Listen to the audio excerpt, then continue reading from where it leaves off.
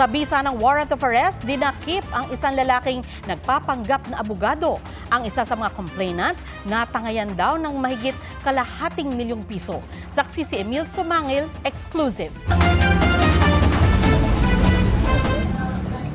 Walang kaalam-alam ang suspect na ang meeting pala na ito na pinatawag ng isa sa kanyang mga complainant sa isang coffee shop. Patibong pala ng mga pulis para siya'y madakip. Karapatan po kayong manahimik, karapatan po kayong sawalang bigo. Inaresto ang lalaking ito sa bisa ng warrant of arrest sa kasong estafa at usurpation of authority.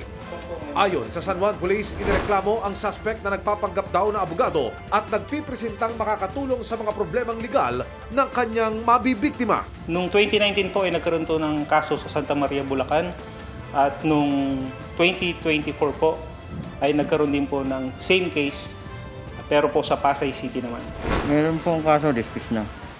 Anong masasabi niyo? Talagang involved ba kayo dito? Ginagawa niyo yung ganitong racket? Hindi po. Ano yun? Ba't po kayo kinakasuhan? Anong totoo rito? No comment na muna po ako. Isa si alias Sheila sa mga nagdemanda sa suspect matapos daw nitong tangayin ang higit sa 600,000 pesos niyang savings.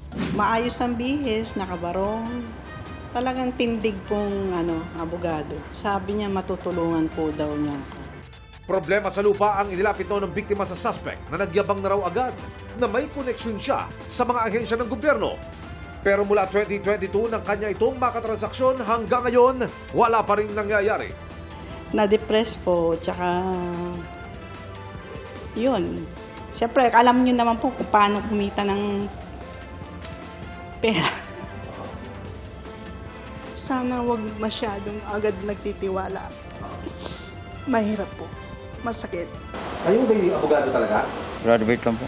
Meron mo kayong lisensya para mag-practice ko? Wala po, wala. Ba't yung ginagawa nyo? Tulong lang, nilapit lang po, tulong. Paalala ng pulisya sa publiko, lalo doon sa mga makikipagtransaksyon sa mga abogado. Verifikahin po ng maayos ang identity po at ang background po ng ating mga kausap.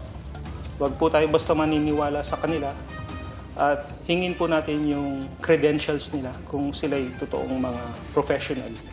Para sa GMA Integrated News, Emil Sumangil, ang inyong saksi. Mga kapuso, maging una sa saksi. Mag-subscribe sa GMA Integrated News sa YouTube para sa iba't ibang balita.